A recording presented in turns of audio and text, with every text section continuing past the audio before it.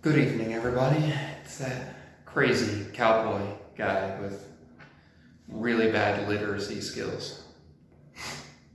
So, I'm going to catch you up to speed with everything. Uh, I'll begin by talking about what I regret about the occurrences that happened. So, my biggest regrets regarding the what had happened, what I did was that I was unprepared for the way in which things would take place. I had no idea that I would be sitting there for an hour, and that I would need to have prepared what I would say, because I was scared shitless. I had no idea. All of my processing was done on a basis of was fight or flight, and so I just kept repeating the same material about hash, THC, 2 to 4 grams, and albeit that's a decent point. There's a complexity to it that I've come to understand a little bit more of, and that I had an idea of it previously. I knew that each individual that got caught with 2 to 4 grams, that many of them did not end up going to prison for that amount of time. However, that there were people, and that there are people that do, and I also know that a lot of those people have been acquitted. So, due to the wake of the COVID virus, I'm completely aware of all of those things.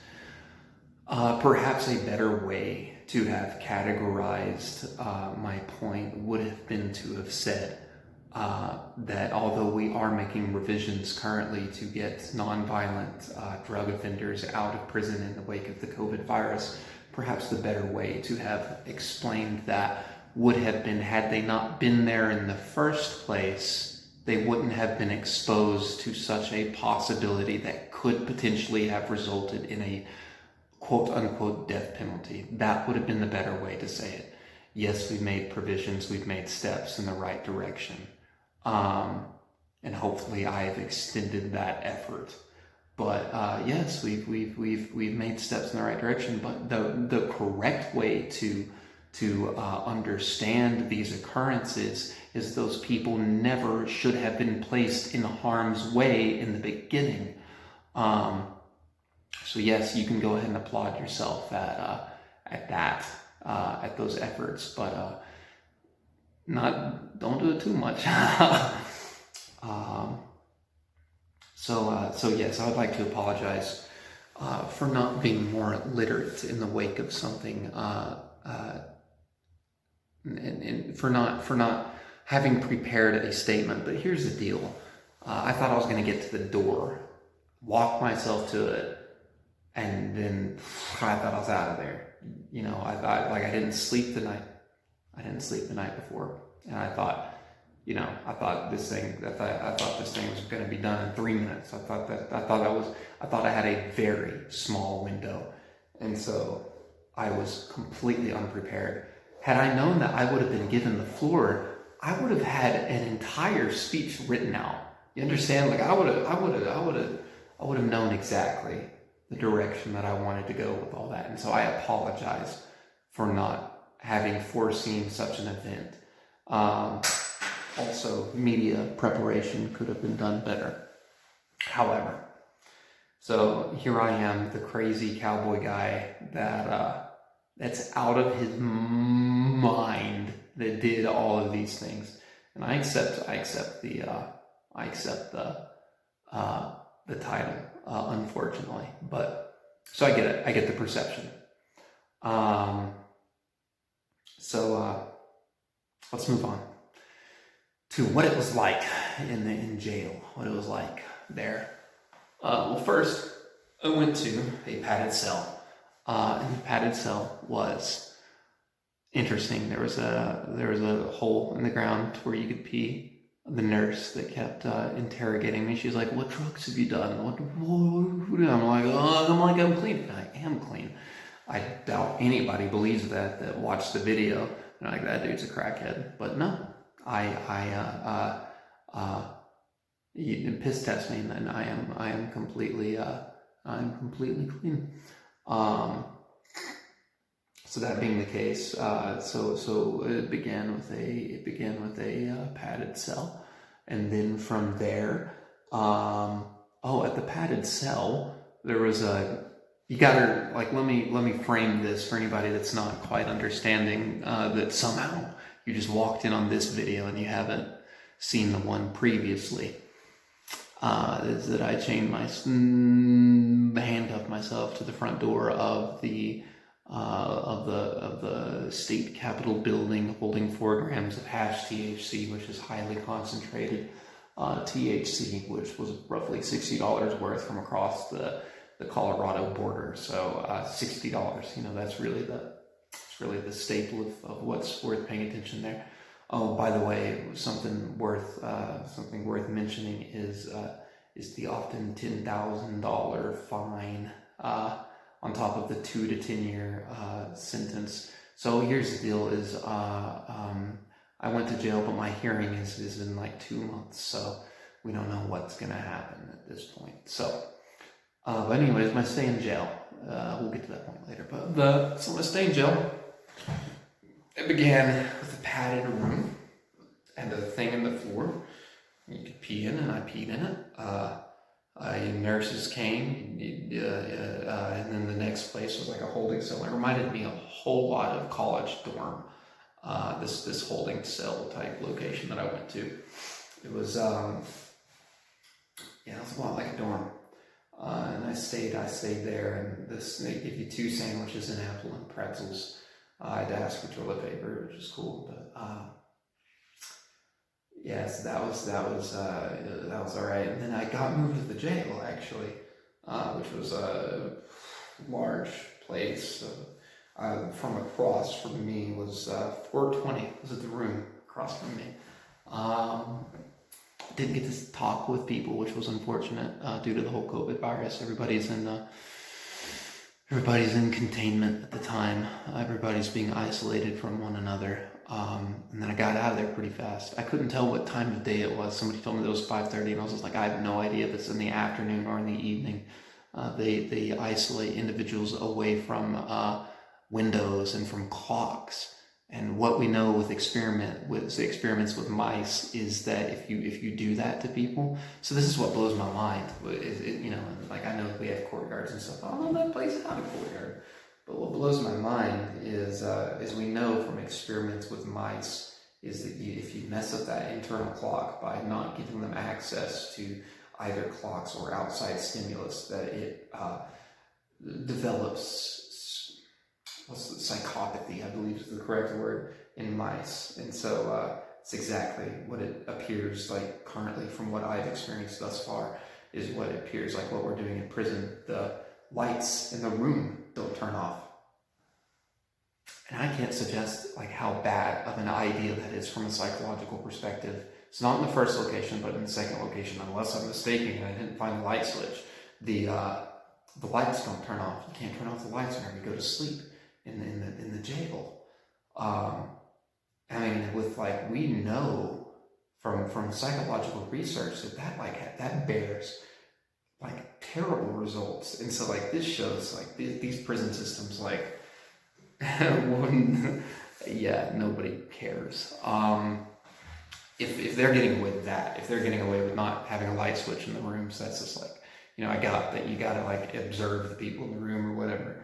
But if that's the case with the research, with the psychological research that we have on that, and we're doing that to people, that's like in the face of evidence against, if that is the case, and I hope I'm wrong. I hope you can turn off the lights. But that being the case, that's pretty rough, That's really bad, knowing what we know about the psychology of it all. So 2 sandwiches, an apple, and a pretzel. A guy told me, he's like, you got 20 minutes to eat this, and came back in 5 minutes. It's like, I don't think that was 20 minutes. And he's just like, do you know? Yeah, it's Yeah, it's pretty rough.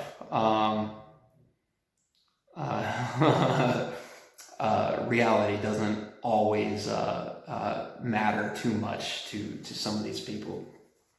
So I would say that of like a 100% margin, I would say that 80% are not, and that 20% are ideologically possessed. What I would mean by that is that 20% of those people are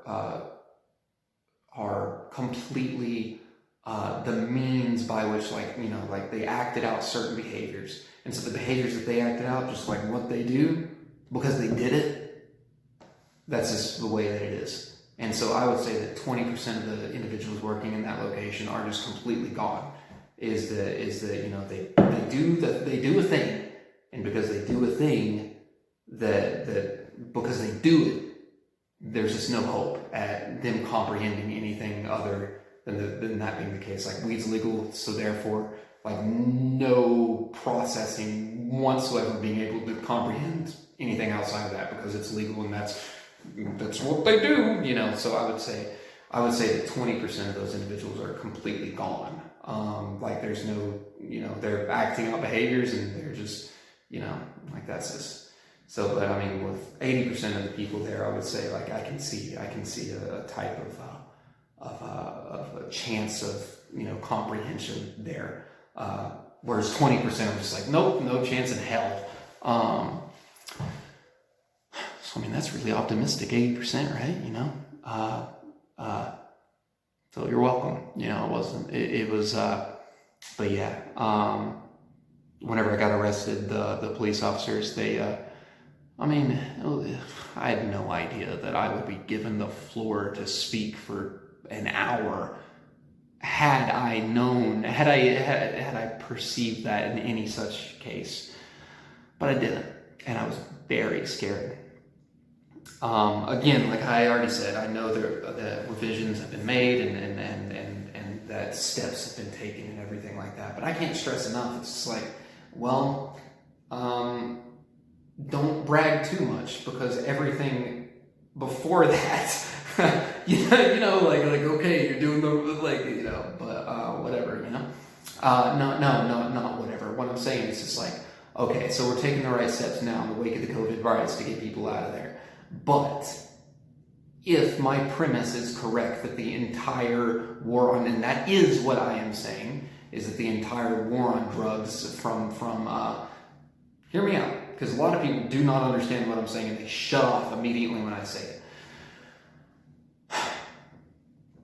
The war on drugs is a failed effort. Not necessarily that drugs are good, you know, but that the war on drugs is a corrupt, is a non-effective, corrupt, technically, and flawed system from the ground up. Meaning I went over the 3 different categories, you know, from a historical perspective. So from the bottom up is that the whole thing is that the structure itself will not bring forth good bearing fruit due to the fact that it's faulty in and of its entire structure.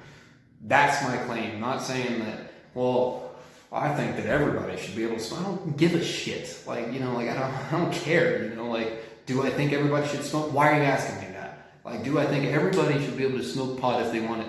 It's like, stop throwing them in prison. I'd stop throwing them in jail. Like, well, we're like, oh, we don't throw them in jail. Okay.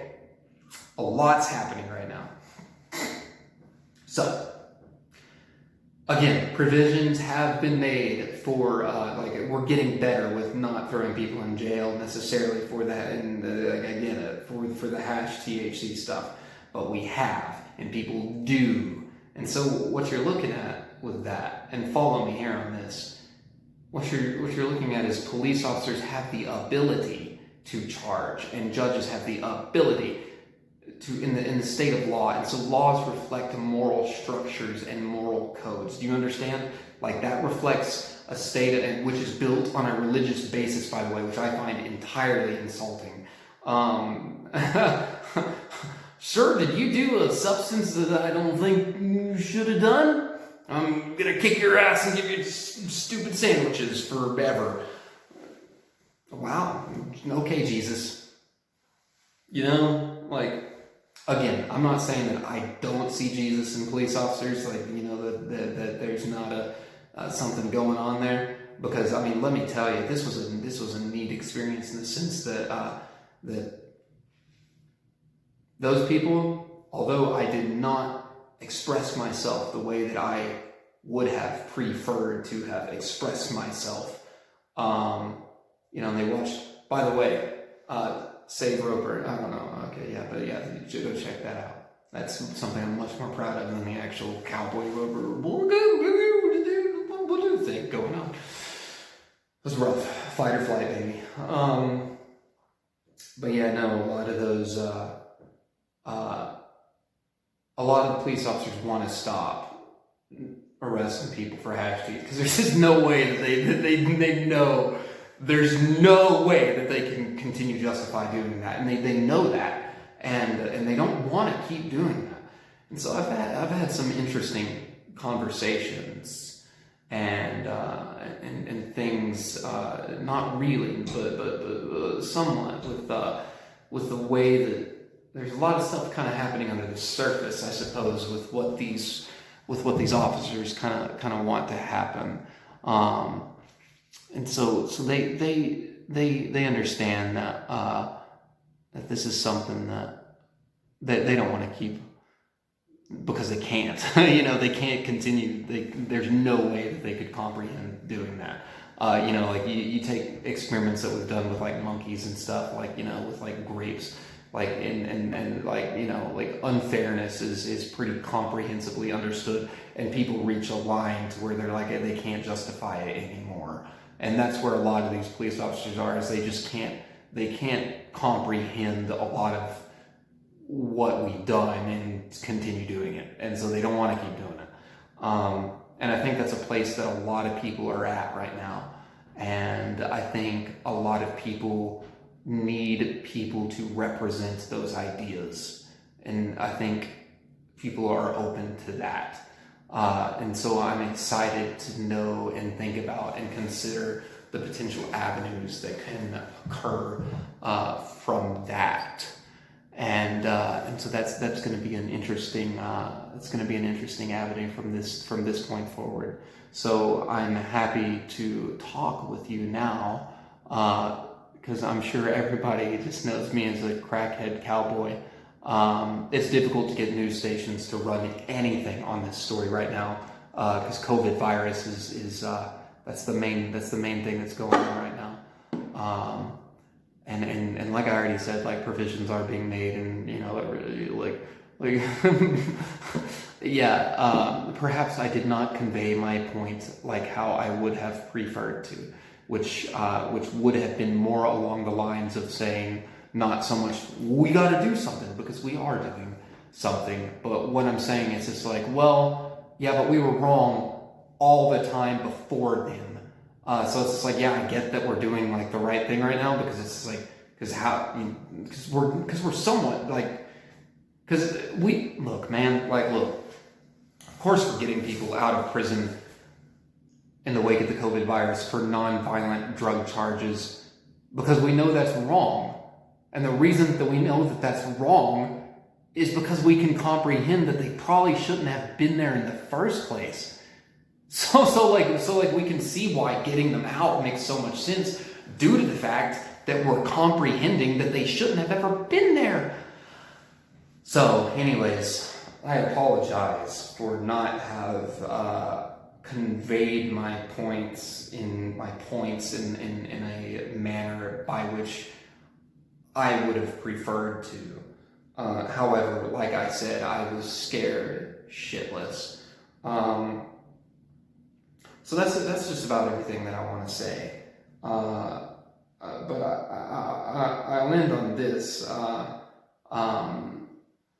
Let me see how I want to put this. It's that whenever supporting ideas at a distance or not is that if there was an inclination of having if there was an inclination here of having known kind of the way that that this thing would have potentially played itself out, hypothetically speaking, is that those who might have perceived such a thing as having had happened, I get the point, as staying at a distance. But be careful, because there's a moral line in the sense that that although you keep your distance from such things as this, is that and again, I'm not. It's difficult because some people, there's a lot going on here, but make sure that you're not saving face. Make sure that you're not saving your own face, because some people do that and some people don't do that, and there's a difference between those who do and those who don't. There's a difference between saving your face, saving your pride, and staying a distance away from potentially ideas that could bring yourself or others results that you would not prefer. And so that's yeah. But the thing is nobody, most likely, I'm just speaking at a distance here, because there is a difference between fiction and reality. And so a lot of people know about a fictional aspect of things. And fiction stays fiction, and I get that. But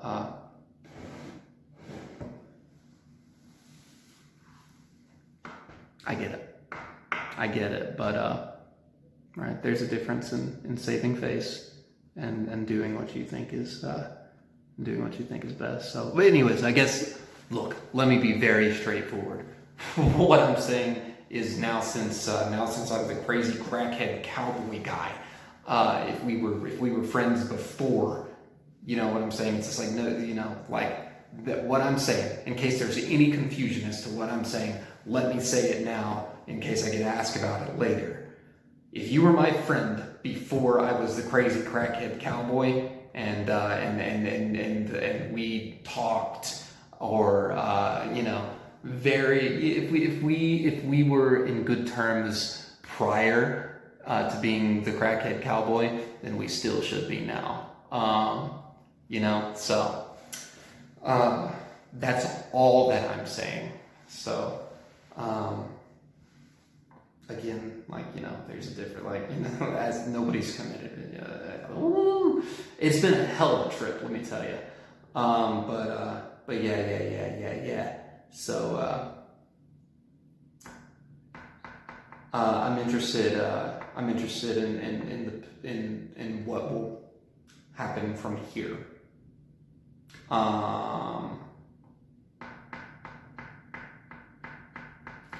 It's the various avenues are in potential places that something like this goes is, again, like it's I'm not stating anything unobvious here, that like 2 to 20 years, like there's already a huge variance in anything like this that could happen. And so I suppose what you're looking at is this, like, like the variance between 2 and 20 years is really who you, like, for most individuals, for most, like, lower income targeted communities, is that the less charming individuals get higher sentences. That's nothing new. That's something that's been happening for a while now. So anyways, in case you're wondering where I think this will go from here, well, I have no idea. That's what I'm saying. I'm saying I have no idea where this will go from here. but yeah, no, thanks for listening, and yeah, I'm sorry if things didn't play out the way that I might have perceived them as playing out. So, yeah. But again, I'm gonna wrap this thing up pretty soon. But as most of you know, I'm an extremely religiously oriented person as far as a blueprint goes. However you want to put that, is that whenever you're dealing with absurdly dangerous or potentially like you look at the story of Abraham. The story of Abraham, nowhere could such a thing be justified as a father sacrificing his son. Unless it's in the context of religion. Because otherwise, that shit makes no sense. And you couldn't justify it. It's so absurd that it must be held at a religious level, else you would not be able to comprehend its complexity. And so that's the purpose of a lot of this religious thought. It's because nowhere should a father sacrifice his son. That's common knowledge. However, here you go with this religious belief that most do not actually believe in. They claim to believe in it, but they really do not at all. But yeah, the idea of a father sacrificing his son is quintessential to the structure of the Christian religion. However, most just seem to gloss over this. But but the thing is the story of Abraham is that he didn't actually sacrifice his son. The man did absolutely nothing, because the archetypal pattern, the archetypal patternization, or the flow of the story works. That it was a precursor to. So Abraham's son becomes the precursor to the Christ-type figure who comes along later. The ultimate pinnacle of the story, the climax of the story, is that a father in the end shouldn't have to sacrifice his son due to the fact that he chooses to do so on his own, but that the father's willingness to do such is what allows the son later to do such a horrendous thing. And this is common knowledge for most people don't know, but those that truly actually study the religious connotation and structure of the book, of the manuscript, that's the flow of the thing, is that the father's willingness to let go of the son is what allows for the Savior to come into the world, who thus, again, man, most of you people, you drive me nuts, because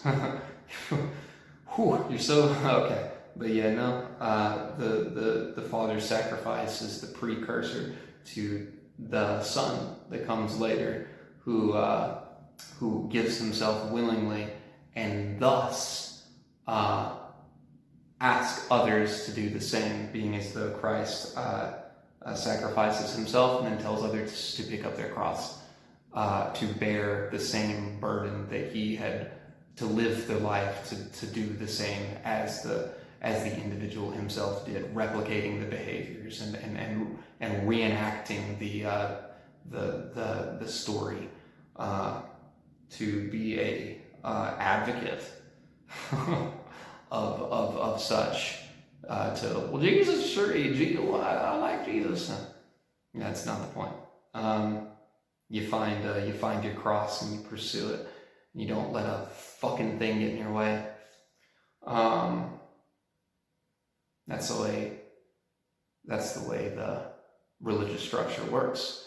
And I would dare to say that you either follow it because you believe it, or you don't follow it. You don't you don't believe it. Most people don't ever find a thing that they believe in so much to the extent of a cross. And so those that do find and comprehend the complexities of their individual cross are very fortunate people to have found such a thing.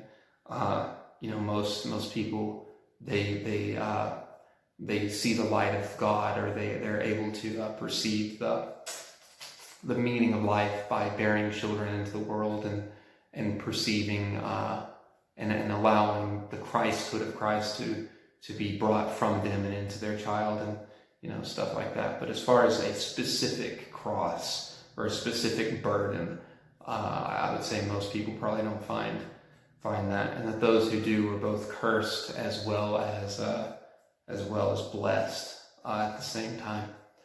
And so that's kind of the flow of this thing. Again, I apologize for looking like such a horse's ass, but who knows? Maybe that's the point. Maybe looking like an idiot was a good thing. So, but yeah, let me tell you, my parents went and picked me up from jail. There's some cool people. There's just some good people. And so I'm very, very, very, very grateful.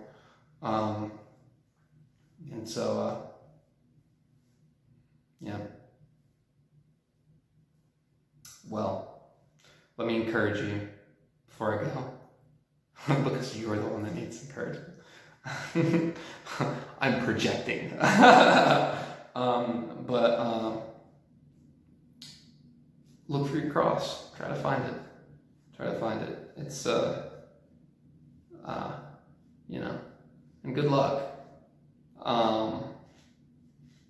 So yeah.